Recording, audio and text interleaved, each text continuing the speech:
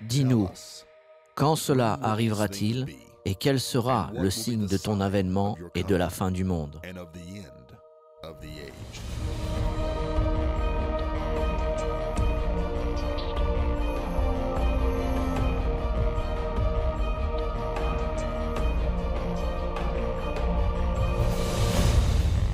Il y a plus de prophéties au sujet de la nation d'Israël que n'importe quelle autre nation.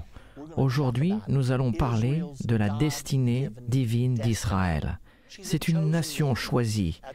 Il est intéressant de voir que cette petite nation d'Israël, sur la mer Méditerranéenne, représente moins d'1/10% de la population du monde.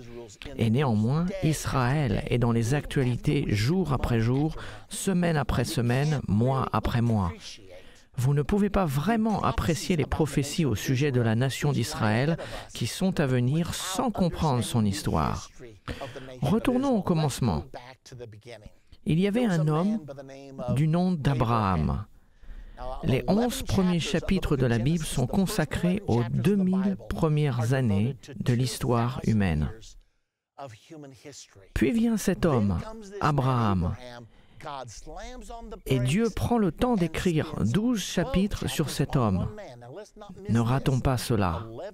11 chapitres couvrant 2000 années d'histoire humaine, puis 12 chapitres sur la vie d'un seul homme. Ceci nous montre combien Abraham était important dans le plan de Dieu pour la race humaine. Abraham est devenu le père physique du peuple de Dieu sur terre, les Juifs, et le père spirituel du peuple de Dieu sur terre, l'Église. Regardons maintenant les Écritures afin de le lire pour nous-mêmes. Commençons avec le premier verset de Genèse au chapitre 12. C'est l'appel de Dieu à Abraham. Le Seigneur dit à Abraham, il a été connu comme Abraham jusqu'à ce que Dieu change son nom en Abraham. Va-t'en de ton pays, de ta patrie et de la maison de ton père, dans le pays que je te montrerai. Ceci est très important car Dieu appelle Abraham à la terre promise. C'est la terre connue aujourd'hui sous le nom de la nation d'Israël. Je ferai de toi une grande nation et je te bénirai. Je rendrai ton nom grand et tu seras une source de bénédiction. Je bénirai ceux qui te béniront et je maudirai ceux qui te maudiront. Et toutes les familles de la terre seront bénies en toi. Imaginez-vous, on dit à cet homme que toutes les familles de la terre seront bénies à cause de lui. Nous devons nous souvenir de deux choses. Tu seras une bénédiction et je bénirai ceux qui te bénissent et maudirai ceux qui te maudissent. Cela s'applique-t-il toujours à la descendance d'Abraham, la nation d'Israël aujourd'hui? Bien sûr que oui. Parlons de la terre promise. Il y a deux promesses que Dieu a faites à Abraham. Il lui a donné la promesse de la terre promise et il lui a donné la promesse d'une postérité. Genèse 15:12 nous parle de cette terre promise. Au coucher du soleil, un profond sommeil tomba sur Abraham, et voici une frayeur et une grande obscurité vinrent l'assaillir. Dieu dit à Abraham, « Je veux que tu prépares un sacrifice, mets les choses en place. » Quand il fit cela, l'obscurité vint sur lui et Abraham tomba dans un sommeil profond. Genèse 15:17 nous dit « Quand le soleil fut couché, il y eut une obscurité profonde, et voici ce fut une fournaise fumante, et des flammes passèrent entre les animaux partagés. En ce jour-là, l'Éternel fit alliance avec Abraham. » Pensez à ceci. Dieu a fait un pacte, une alliance perpétuelle avec Abraham, disant « Je donne ce pays à ta postérité. » À ce moment-là, Abraham avait voyagé vers la terre promise. Il était dans le pays d'Israël. Je donne ce pays à ta postérité depuis le fleuve d'Égypte jusqu'au grand fleuve, au fleuve de l'Euphrate. Donc Dieu donne ici à Abraham la promesse d'une terre promise dans la nation d'Israël et il établit les frontières. Il y a d'autres endroits dans les Écritures qui donnent plus de détails sur les frontières de la terre promise. Approximativement, depuis le fleuve d'Égypte au sud jusqu'au fleuve de l'Euphrate au nord, Israël n'a jamais eu autant de terre à l'exception d'une seule époque. C'était au temps de David et de Salomon où ils ont régné depuis la rivière d'Égypte au sud jusqu'à la rivière de l'Euphrate, ce qui n'a pas été le cas depuis.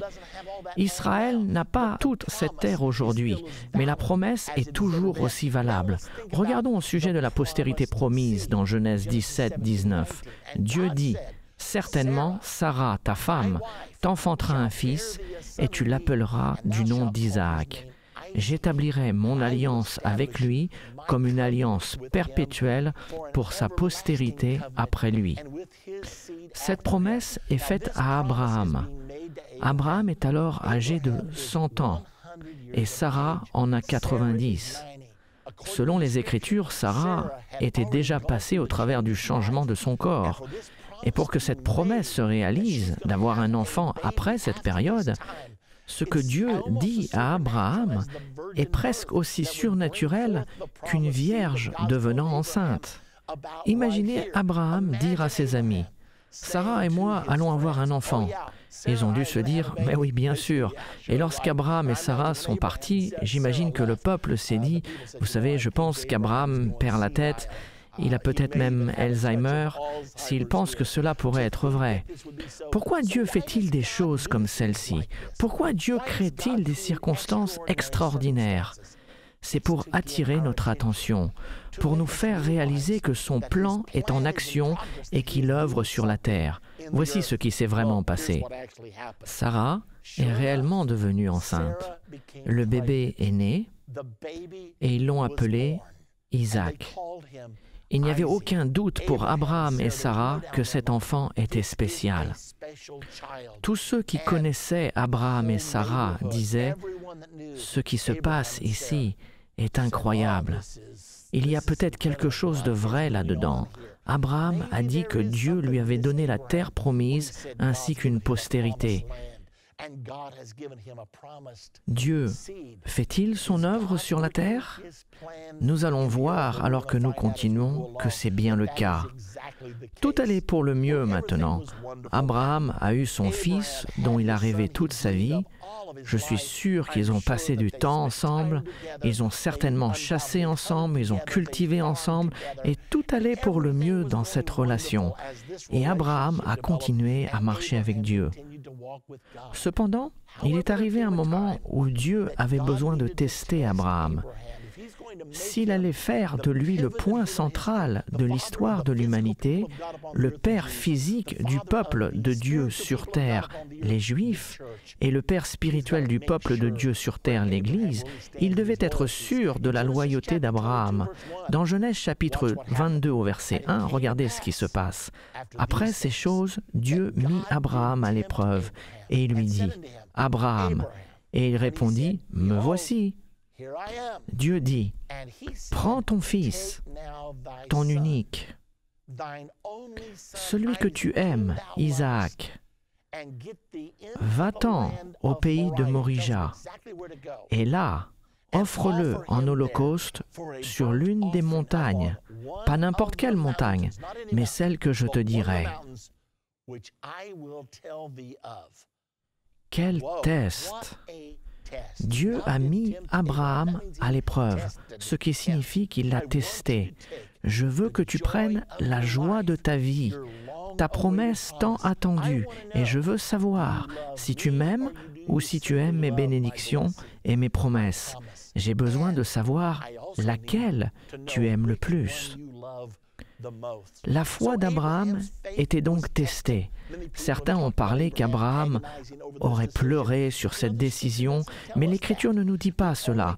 Le seul commentaire que nous avons, un écrivain nous dit « Abraham ne douta point de la promesse de Dieu ». Dieu conduit donc Abraham à Morija, sur une montagne spécifique appelée le mont Morija. Pourquoi cela est-il important? Car le mont Morija, 2000 ans plus tard, était destiné à devenir le mont du Temple.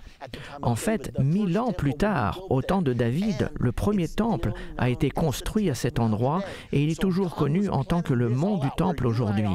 Donc Dieu avait tout planifié. Là où vous êtes aujourd'hui, Dieu l'avait ordonné 2000 ans avant Jésus-Christ. Donc quand ils sont arrivés à la montagne où Dieu lui avait dit, « C'est celle-ci, Abraham. » Abraham dit à ses serviteurs, « Restez ici, moi et le jeune homme, nous irons jusqu'à là pour adorer et nous reviendrons auprès de vous. » Écoutez cette déclaration de foi. Nous irons jusqu'à là pour adorer et nous reviendrons auprès de vous. Abraham avait eu une promesse et il savait que Dieu ne faillit jamais à ses promesses. Et la promesse était que par Isaac, toute la postérité serait bénie. Je peux imaginer qu'Abraham a pensé en lui-même, comment Dieu va-t-il faire cela? Il veut que je tue mon fils unique, Isaac, et si ma postérité doit être bénie au travers d'Isaac et qu'Isaac n'a pas encore eu d'enfant, Dieu va donc soit m'arrêter avant que je le tue, ou il le ressuscitera des morts, car Dieu ne peut pas casser son alliance. Ils arrivèrent sur le lieu, et Abraham lia Isaac, il lia ses mains, et le plaça sur l'autel, et il leva son couteau sur ce fils qu'il aime tant. Ceci va arriver à chacun d'entre nous dans notre marche avec Dieu. Un jour ou un autre, Dieu vous demandera les choses que vous aimez le plus, car il veut savoir si vous l'aimez plus que toute autre chose. Dans Genèse 22, 12, voici l'histoire de ce qui s'est passé. Alors qu'Abraham avait son couteau levé et était prêt au sacrifice, soudainement la voix d'un ange lui dit « N'avance pas ta main sur l'enfant et ne lui fais rien, car je sais maintenant que tu crains Dieu et que tu n'as pas refusé ton fils, ton unique. » Abraham leva les yeux et vit derrière lui un bélier retenu dans les buissons par les cornes. Et Abraham est allé prendre le bélier et l'offrit en holocauste à la place de son fils. Vous savez, ceci était un aperçu de vous et moi qui étions destinés à mourir. Et néanmoins, Dieu s'est pourvu lui-même en sacrifice.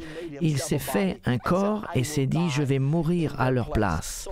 Et qu'est-ce que Dieu attend de nous? Premièrement, il veut savoir si nous l'aimons par-dessus toute autre chose.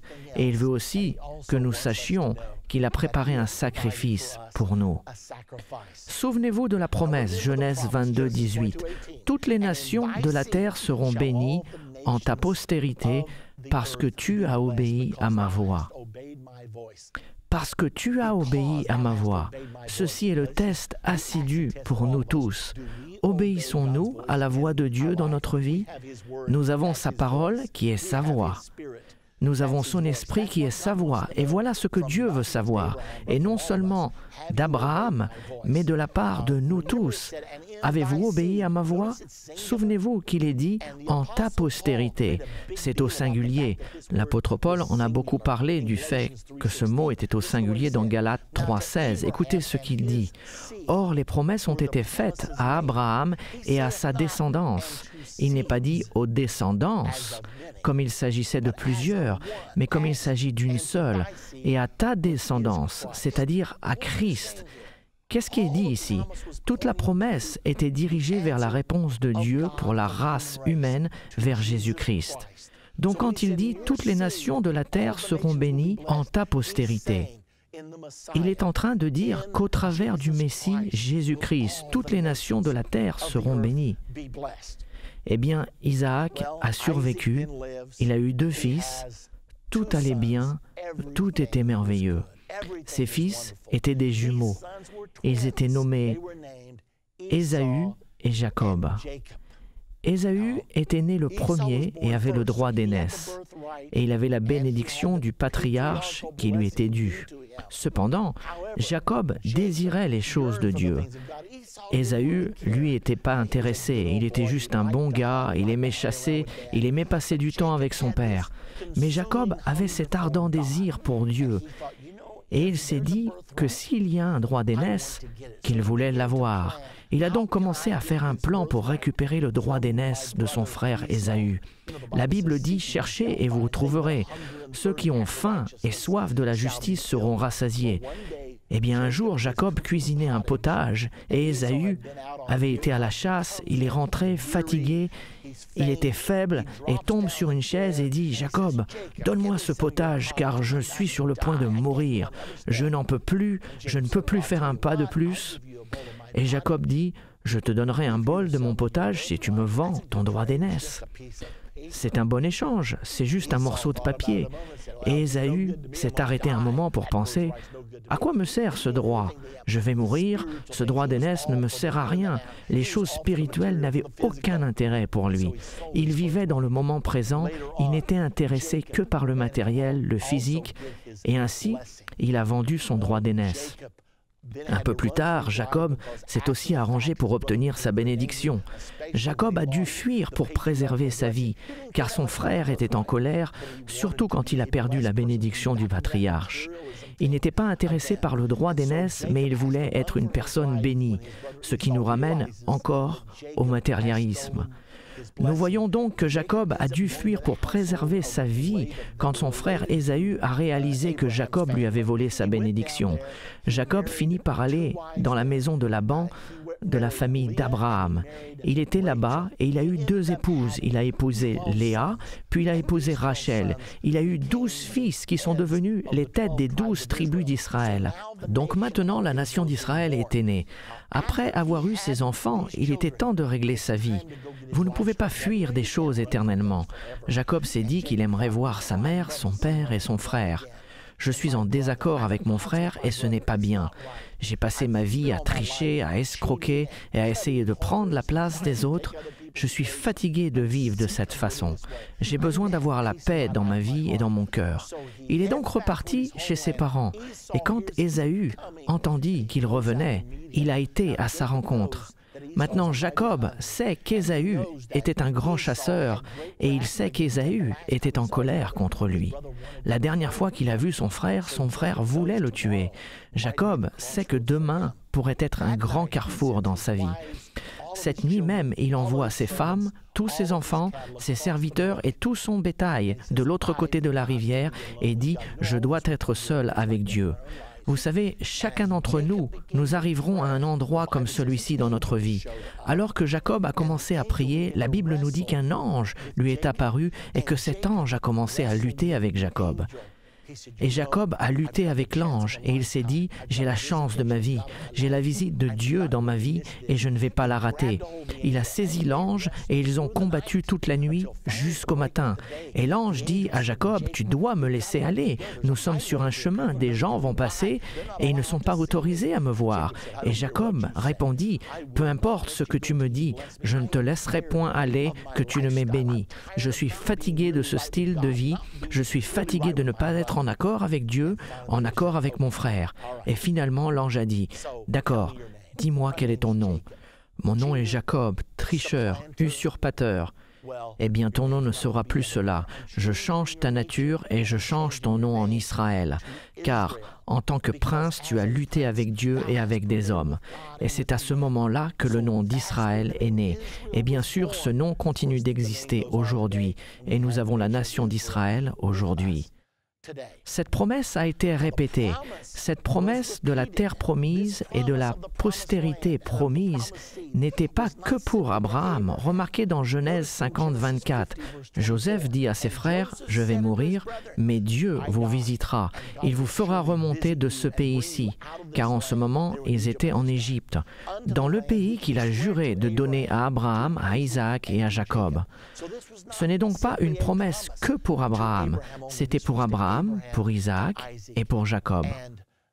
Nous allons avancer de 1000 ans, car une autre figure importante dans le plan de Dieu et dans l'histoire juive est née. Son nom était David. Il était le 2e roi de la nation d'Israël. Dieu aimait David. Il a tué un géant. Il est devenu sauveur du peuple d'Israël. Cependant, au fil du temps, le climat spirituel d'Israël a commencé à dégénérer et Dieu s'est mis en colère contre Israël. Et l'Écriture nous dit que Dieu a poussé David à dénombrer Israël. Dieu avait dit au roi d'Israël de ne pas compter le peuple. Il ne voulait pas qu'ils comptent sur leur propre force, mais qu'ils dépendent de lui. Vous savez, parfois, nous voulons compter notre argent, nous voulons savoir quelles sont nos ressources, mais Dieu veut que nous dépendions de lui, n'est-ce pas? Dieu a donc parlé à David pour dénombrer le peuple, et David l'a fait. Son chef de l'armée, Joab, a essayé de le convaincre de ne pas le faire, mais il l'a fait quand même. Et après l'avoir fait, il a eu mal au cœur. Il savait qu'il avait péché contre Dieu. Il savait qu'il allait avoir des ennuis. Il supplia le Seigneur. Il chercha le prophète Gad et lui dit « Je sais que j'ai commis un grand péché. Je sais que le jugement vient sur mon iniquité. Que dois-je faire ?» Le prophète lui répondit « Tu as 3 choix. Tu peux fuir devant tes ennemis pendant 3 mois, ou tu peux choisir d'avoir 7 années de famine dans ton pays, ou 3 jours de peste dans ton pays. » David pensa et dit, « Je pense que je vais compter sur la main de Dieu, car Dieu est miséricordieux. » Puis il dit, « Je prendrai les 3 jours de peste dans mon pays. » Eh bien, 70 000 personnes sont mortes, et ça ne s'arrêtait pas. David cria au Seigneur en disant « Attends un peu, Seigneur, c'est moi qui ai fait cela, et non ce peuple. Mais tu punis le peuple. Si tu dois juger, juge-moi, et moi seul. Comment puis-je arrêter cela ?» Dans 2 Samuel 24, 18, le prophète vient. Gad vint auprès de David et lui dit comment arrêter cela.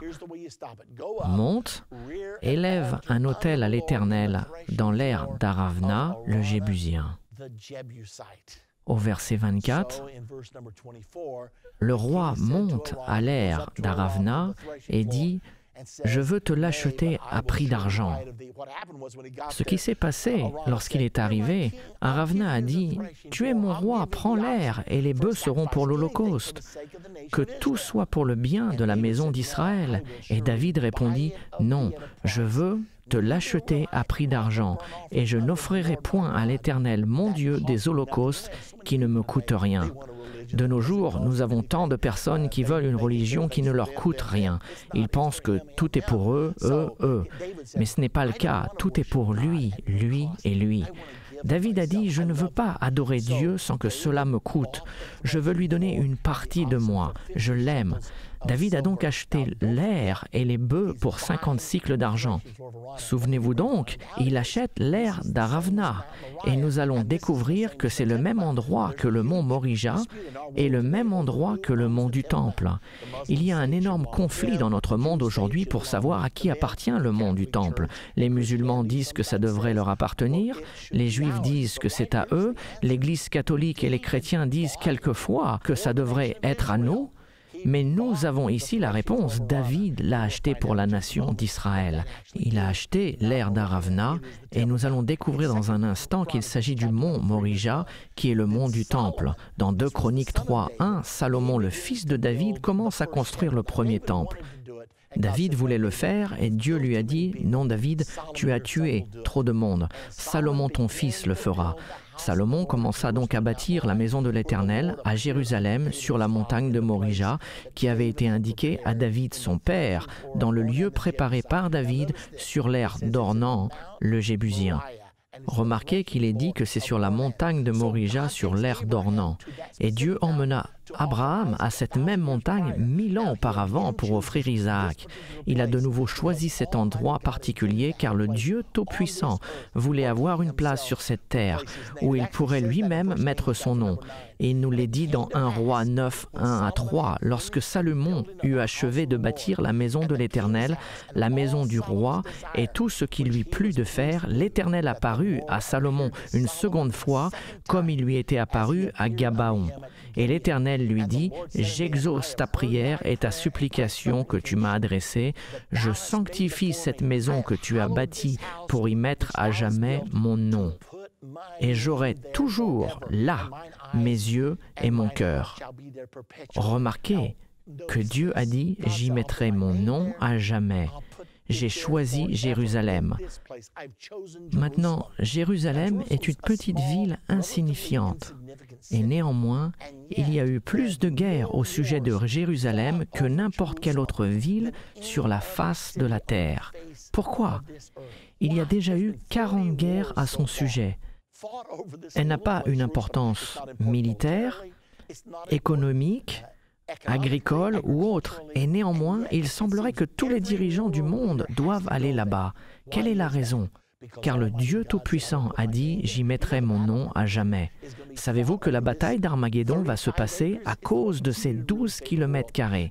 C'est le morceau de propriété le plus disputé au monde. Dans notre prochaine partie de Comprendre la fin des temps, nous allons parler au sujet du premier exil, la destruction du premier temple et du second temple. C'est une histoire importante et elle est en rapport avec le troisième temple qui est sur le point d'être construit dans un futur proche. C'est toutes les prophéties sur le passé d'Israël, le présent d'Israël et le futur d'Israël. Cela va nous affecter, nous ainsi que le monde entier. Peu importe ce que vous faites, ne la ratez pas. Dans notre dernière partie de Comprendre la fin des temps, nous avons parlé d'Abraham et de son appel spécial. Nous avons appris au sujet de la terre promise et de la postérité. Et cette alliance est toujours d'actualité. Nous avons également constaté que Dieu a choisi tout spécialement le mont Morija, qui est aujourd'hui le mont du Temple, pour y placer son nom à jamais. Dans cette partie, nous serons témoins de la destruction du premier temple et apprendrons sur le premier exil d'Israël, les 70 années prophétisées par le prophète Jérémie. Nous serons témoins également des événements surnaturels qui ont permis la construction du deuxième temple. Et finalement, nous apprendrons au sujet de la destruction du deuxième temple et le début du deuxième exil. Maintenant, regardons la prière de Salomon. Salomon a fini la construction du beau temple au mont du Temple, sur le mont Morija, et il pria cette prière de dédicace au Seigneur. « Si ton peuple est dispersé au travers du monde à cause de leur désobéissance, de leur rébellion et de leur idolâtrie, ô Dieu, je te prie aujourd'hui que dans leur captivité, dans leur exil, ils se repentent et tournent leur visage vers cet endroit. Je te prie d'entendre leurs prières et de les rassembler de nouveau. » Après que Salomon a fini cette merveilleuse prière, le temps était venu d'offrir des sacrifices. Le sacrifice était placé sur l'autel et l'Écriture nous dit que le feu, d'une façon surnaturelle, est descendu du ciel et a consumé l'offrande et les sacrifices. Et la gloire du Seigneur a tant rempli la maison que le sacrificateur ne pouvait même pas rester à l'intérieur. Et quand les enfants d'Israël ont vu le feu tomber et qu'ils ont vu la gloire du Seigneur, ils se sont prosternés, ils ont mis leur visage contre terre, adorant et magnifiant Dieu. C'est quelque chose que la nation d'Israël n'a jamais oublié jusqu'à ce jour, alors qu'ils s'apprêtent à construire leur troisième temple. Ils croient que lorsqu'ils le consacreront, que la gloire de Dieu viendra à nouveau et que le feu du ciel tombera encore comme un signe d'approbation de Dieu envers ce qu'ils ont fait. Ceci est la raison pour laquelle le mont du temple et le temple ont été le centre de la vie juive, le cœur et l'âme de la nation juive et le centre de leur adoration au Seigneur. Dieu avait averti Israël au sujet de ce qui se passerait s'ils désobéissaient. Il leur a dit, si vous vous détournez de moi, si vous ne gardez pas mes commandements, si vous vous détournez vers d'autres dieux, j'exterminerai Israël du pays, de cette terre promise que je lui ai donnée. Et cette maison, ce temple, je lui permettrai d'être détruit à cause de vos abus, et Israël sera un sujet de sarcasme et de raillerie parmi tous les peuples. Il a dit, c'est ce qui t'arrivera si vous ne marchez pas avec moi, si vous ne m'aimez pas et ne m'adorez pas. Alors pourquoi Dieu amène-t-il Israël en exil? Rappelez-vous qu'il y a eu la première ère du temple et son premier exil, le deuxième temple et le deuxième exil. Le deuxième exil est aujourd'hui passé et nous sommes dans l'ère du troisième temple. Mais il est important de voir comment Dieu pense. Ils ont été conduits en exil car ils s'étaient détournés du Seigneur. Écoutez ceci. « Et à cette maison qui est haut placée, quiconque passera près d'elle sera dans l'étonnement et sifflera. On dira, pourquoi l'Éternel a-t-il ainsi traité ce pays et cette maison? Et l'on répondra, parce qu'ils ont abandonné l'Éternel leur Dieu et qu'ils se sont attachés à d'autres dieux. Ils sont partis, ils ont adoré d'autres dieux. » Donc ceci montre la façon dont Dieu agit avec Israël au travers du temps. Quittons maintenant la première ère du temps. Nous savons que Salomon a construit le premier temple en l'an 968 avant Jésus-Christ. Et une fois terminé, il est resté pendant 400 ans. À la fin de cette période, appelée la première ère du Temple, Israël était dans un état si rétrograde que Dieu a dit « Je n'en peux plus. Je vais éloigner ce peuple. Je vais les conduire en exil. Je vais leur permettre d'aller si bas qu'ils vont se détacher de toutes les impuretés qu'ils ont accumulées dans leur cœur jusqu'à ce qu'ils trouvent un endroit pour se repentir. » Et il a envoyé un prophète du nom de Jérémie qui a prophétisé que le roi de Babylone allait venir, que Dieu allait l'envoyer, qu'il envahirait le pays d'Israël et que les enfants d'Israël seraient amenés en captivité pendant 70 ans. Et c'est ce qui s'est passé. Nebuchadnezzar a envahi Israël vers l'an 606 avant Jésus-Christ. Daniel et les 3 enfants hébreux qui croyaient au prophète Jérémie sont allés avec le roi de Babylone, Nebuchadnezzar, car le message de Jérémie était « Si je vous envoie un jugement et que vous coopérez et que vous alliez sans résistance dans la terre de Babylone, je vous bénirai même dans votre captivité. » Sachez que Dieu peut nous bénir là où nous sommes, du moment que nous marchons avec lui. Même si la nation entière est soumise à un jugement, cela ne signifie pas que nous sommes soumis à ce jugement. Mais nous pouvons être bénis même dans les temps de jugement. Donc Daniel et les 3 enfants hébreux entrent dans Babylone. Cependant, le roi d'Israël, le roi de Juda de l'époque, était un homme nommé Sédécias. Il ne croyait pas à la prédication de Jérémie. Donc il décida d'y résister. La Bible dit, si vous résistez, vous serez détruits. En raison de sa résistance, Nebuchadnezzar a amené tous ses fils devant lui, les a tous tués devant ses yeux, puis il a crevé les yeux de Sédécias et l'a emmené en captivité à Babylone. Donc, alors que Sédécias était en prison, aveugle, avec ses yeux crevés, Daniel et les 3 enfants hébreux montaient dans la hiérarchie de Babylone. Ils sont devenus très haut placés dans la hiérarchie, car ils avaient obéi à Dieu et avaient fait ce qu'il leur avait dit. Souvenez-vous, Israël était en exil, car il n'avait pas écouté les paroles de Dieu. Maintenant, les 70 années ont commencé en l'an 606 avant Jésus-Christ, à la première invasion. Puis Sédécias a combattu et Nebuchadnezzar a dû revenir. Et c'est là où le temple a été détruit en l'an 586 avant Jésus-Christ. À ce moment, Daniel et les 3 enfants hébreux étaient déjà arrivés en captivité à Babylone et Dieu accomplissait sa promesse envers eux. Continuons à regarder ce qui s'est passé ici. Daniel, en captivité à Babylone, a commencé à être connu pour sa marche avec le Dieu Tout-Puissant. Il était prophétisé dans la Bible que cette captivité durerait 70 ans. Et peu de temps avant l'expiration de ces 70 ans, le royaume de Babylone a été renversé. En fait, la nuit où il a été renversé, un roi nommé Belchazzar, le petit-fils de Nebuchadnezzar, organisait une grande fête et il fit des choses qu'il n'aurait jamais dû faire. Il a pris les coupes d'or et d'argent que son grand-père avait capturées à Jérusalem et n'avait jamais osé utiliser. Il savait qu'elles étaient précieuses et sacrées et n'avait donc jamais osé les utiliser. Mais Belchazzar les a pris et a eu sa grande fête impie. Et cette nuit-là, Dieu a été si mécontent avec ce qu'ils avaient fait que le doigt de Dieu commença à écrire sur le mur. Belchazzar fut si effrayé par cet événement surnaturel qu'il commença à chercher quelqu'un pour lui dire ce que voulait dire l'Écriture.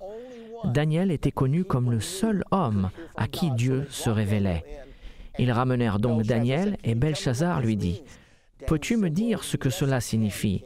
Daniel dit « Oui, je peux, ô roi, mais ce n'est pas en ta faveur. » Belchazzar lui dit « Dis-le-moi quand même. » Alors Daniel dit, il dit que tu as été pesé dans la balance et que tu as été trouvé léger, et que cette nuit ton royaume sera divisé entre les Médès et les Perses. Et c'est ce qui s'est passé. Au même moment, l'armée des Médès et des Perses est entrée et a conquis le royaume de Babylone. Souvenez-vous que Babylone régnait sur le monde entier à cette époque. Eh bien, les Médès et les Perses ont évincé Babylone de son royaume et ont pris sa place. C'était à cette période qu'une chose extraordinaire s'est produite. À cause de sa réputation spirituelle, Daniel passa du royaume de Babylone au pouvoir de celui des Médès et des Perses. Le roi Darius régnait sur les Médès. Il y avait en fait deux rois. Cyrus était roi et Darius régnait avec lui. Darius était le confident de Daniel. Ils travaillaient ensemble. C'est à ce moment-là que quelqu'un est venu voir Darius. Ces personnes voulaient le travail de Daniel. Ils voulaient l'évincer. Et ils ont dit, nous ne trouverons jamais rien de mal avec Daniel. Il est si fidèle, il est si honnête, il a un si bon caractère que nous ne trouverons jamais le moyen de l'évincer, à moins que nous trouvions quelque chose de mal avec sa religion. Il est si dévoué. Et ils savaient que Daniel priait 3 fois par jour. Et ils ont décidé de flatter le roi Darius en créant une loi pour que personne ne prie aucun autre dieu ni aucun autre roi, à l'exception de lui pendant 30 jours. Ils ont dit, cela montrera au peuple qui est au contrôle. Tu es le nouveau dirigeant ici. Et Darius était si flatté qu'il a dit, d'accord. Il l'a scellé de son sceau, le sceau des Médès et des Perses, qui est irrévocable. Les ennemis de Daniel savaient exactement ce qu'il faisait, et la Bible nous dit, quand Daniel sut que le décret était signé, il savait que cela devait se passer, et il ne pouvait pas l'arrêter. Il savait que le décret avait été signé, mais il ouvrit sa fenêtre vers Jérusalem, comme Salomon leur avait enseigné de faire, et pria comme il le faisait toujours. Il savait qu'il signait sa propre peine de mort. Mais sa relation avec Dieu était plus importante pour lui que sa propre vie. Il préférait mourir plutôt que de ne pas avoir sa prière quotidienne avec le Dieu Tout-Puissant. Donc, quand ceux qui étaient contre Daniel l'entendirent prier, ils se précipitèrent vers le roi Darius et dirent « Ô roi, tu connais l'homme que tu as mis au pouvoir. Cet homme nommé Daniel, le Juif, il était en train de prier, il a violé ta loi. » Et la Bible dit que le roi Darius fut très affligé, car il n'avait pas pensé à la dévotion de Daniel. Par conséquent, Darius a été voir Daniel personnellement et lui a dit, « Daniel, le Seigneur Dieu que tu sers continuellement est capable de te délivrer. » Ils jetèrent Daniel dans la fosse aux lions, et cette nuit-là, Darius était si troublé avec ce qui s'était passé qu'il refusa de manger avant d'aller au lit. Il avait normalement un orchestre qui venait jouer pour qu'il puisse s'endormir. Il n'avait pas de radio Bose à l'époque, mais l'orchestre venait et jouait jusqu'au temps que le roi s'endorme, puis l'orchestre se retirait silencieusement. Mais cette nuit, le roi Darius dit « pas de musique ».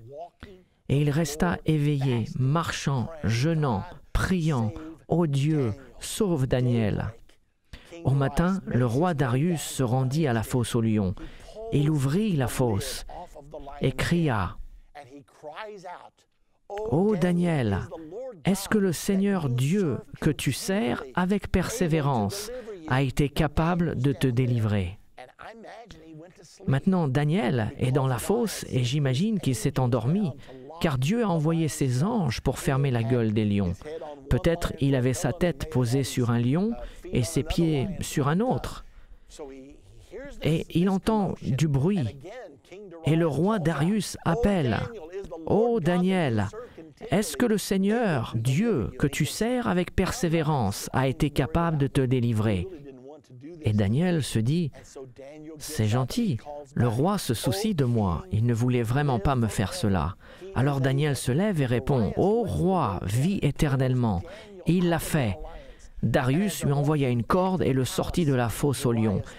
Et tandis qu'il marchait vers le palais, Darius était si émerveillé par la puissance du Dieu de Daniel, qu'il servait avec persévérance, qu'il dit « À partir de ce jour, je fais un décret que si quelqu'un prie un autre Dieu que ton Dieu, il sera jeté dans la fosse aux lions, car ton Dieu est le vrai Dieu qui a la puissance de répondre. Daniel marcha avec Dieu, et comme il lui avait été fidèle, il n'a pas échoué à l'épreuve. Une nuit, dans la fosse aux lions, a payé pour la construction du deuxième temple, et il a été libéré. Souvenez-vous que Cyrus était l'autre dirigeant dans le royaume des Médès et des Perses. Et il est intéressant que Dieu ait inspiré le prophète Ésaïe au verset 28 du chapitre 44 et prophétisa au sujet de Cyrus avant même qu'il soit né. Il n'y a que quelques prophéties dans la Bible où un homme est prophétisé par son nom, et il est l'un d'entre eux. Ésaïe 44, 28, « Je dis de Cyrus, il est mon berger, et il accomplira toute ma volonté. Il dira de Jérusalem qu'elle soit rebâtie, et du temple qu'il soit fondé. » Donc Daniel connaissait cette prophétie, et puisqu'il était ami avec Darius, sans aucun doute, il avait accès à Cyrus, et il a dû avoir l'occasion de dire à Cyrus, « Est-ce que tu sais que tu es dans la Bible ?» Et il a dû répondre, « Tu plaisantes, je ne crois même pas dans le Dieu d'Israël, je suis un roi païen, et tu dis que je suis dans la Bible. » Puis, il lui a montré l'Écriture, Ésaïe 44, 28, et il a dit, « N'est-ce pas merveilleux? Il est dit que je vais construire le temple. » Daniel lui a raconté l'histoire qu'il était en exil pendant 70 ans, comme le prophète Jérémie avait dit. Et Cyrus a dit, « En quelle année sommes-nous » Et Daniel lui dit, « Nous sommes à peu près dans la 68e année. » Cyrus répondit, « Il est donc temps pour nous d'accomplir la prophétie. » Et Cyrus donna l'ordre en l'an 538 avant Jésus-Christ, la 68e année, que tous ceux qui ont à cœur le temple et la maison de Dieu à Jérusalem reviennent. Ainsi, la première vague des Juifs est retournée en l'an 536 avant Jésus-Christ. C'était exactement 70 ans après que l'exil a commencé, quand Daniel et les 3 enfants hébreux ont été présentés pour la première fois. Ceci était pendant le temps où un homme nommé Zorobabel a été élevé par Dieu pour mener l'effort de reconstruire le temple, pour reconstruire le deuxième temple d'Israël. Cela était une tâche si importante et ils avaient si peu de moyens pour travailler que je suis sûr qu'il a dû y avoir des moments de découragement terribles pour Zorobabel. C'est la raison pour laquelle le prophète Zacharie fut envoyé pour lui donner un message venant directement de Dieu. C'est ici la parole que l'Éternel adresse à Zorobabel. Ce n'est ni par la puissance, ni par la force. Ce n'est pas parce que tu as accès à beaucoup d'argent. Ce n'est ni par la puissance, ni par la force, mais par mon esprit, dit l'Éternel des armées. C'étaient des paroles d'encouragement de la part du Seigneur. Ils ont travaillé. Tout d'abord, un décret a été fait en l'an 538 avant Jésus-Christ. Ils ont construit pour un temps, ils avaient les fondations coulées, puis les ennemis sont venus et ont arrêté la construction pendant un moment. Puis ils ont recommencé et finalement la construction du deuxième temple fut terminée en l'an 516 avant Jésus-Christ. C'était une période merveilleuse pour le peuple d'Israël. L'ère du deuxième temple avait commencé. Maintenant, le temple n'était pas très beau, il n'avait rien à voir avec celui de Salomon, il n'avait pas les mêmes ressources. Cependant, Hérode le Grand, qui régnait sur le peuple juif à Rome vers l'an 19 avant Jésus-Christ, voulait avoir la faveur du peuple juif et donc il décida d'agrandir leur temple et de le rendre fastidieux, ce qu'il fit vers l'an 19 avant Jésus-Christ. Et il était si beau que les gens ont dit « Ceux qui n'ont pas encore vu le temple d'Hérode n'ont jamais vu un beau bâtiment dans leur vie. » Donc nous observons tout ceci. C'était en l'an 19 avant Jésus-Christ et le temple a été rendu beaucoup plus beau. Hérode le Grand continue de régner et finalement Jésus-Christ est né. Donc voici la promesse. Souvenez-vous, Dieu a promis à Abraham, par ta postérité, le monde entier sera béni. Jésus est né. Jésus est devenu le plus grand homme qui n'ait jamais existé. Il a commencé la plus grande religion qui aujourd'hui a le plus d'adeptes qu'aucune autre religion. Il a écrit il y a 2000 ans le livre le plus vendu dans le monde à ce jour. Par ceci, Dieu accomplit sa promesse à Abraham. Par ta postérité, parlant du Messie, toutes les nations de la terre seront bénies. Maintenant, la plupart des historiens disent que Hérode le Grand est mort en l'an 4 avant Jésus-Christ. Et nous savons que Hérode le Grand était vivant quand Jésus est né. C'est la raison pour laquelle nous pensons qu'il est né entre l'an 5 ou 6 avant Jésus-Christ, si toutes ces dates correspondent. Hérode le Grand a entendu parler de la naissance de Jésus par les mages qui venaient le voir. Hérode a dit « Dites-le-moi, quand vous le trouvez, je veux aussi l'adorer ». Mais ils ne voulaient pas l'adorer et voulaient le tuer, car ils ont posé cette question « Où est le roi des Juifs qui vient de naître ?» Dieu a averti Joseph par un rêve « Tu dois éloigner l'enfant d'ici, car Hérode le Grand cherche à le tuer ».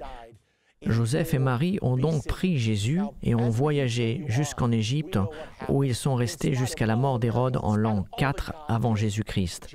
En lisant plus loin, nous savons ce qui s'est passé. En dépit de tous les miracles, de tout ce que Dieu a fait, Jésus a été rejeté par le peuple juif. Jean écrit dans son évangile au chapitre 1 et au verset 10, « Elle, parlant de la lumière, Jésus, elle était dans le monde, et le monde a été fait par elle, et le monde ne l'a point connue. Elle est venue chez les siens, et les siens ne l'ont point reçue. » Et le prochain verset nous dit, « Mais à tous ceux qui l'ont reçue, à ceux qui croient en son nom, elle a donné le pouvoir de devenir enfants de Dieu. » Même étant rejeté, Jésus a aimé le peuple juif. Et leur a donc prophétisé juste avant sa mort.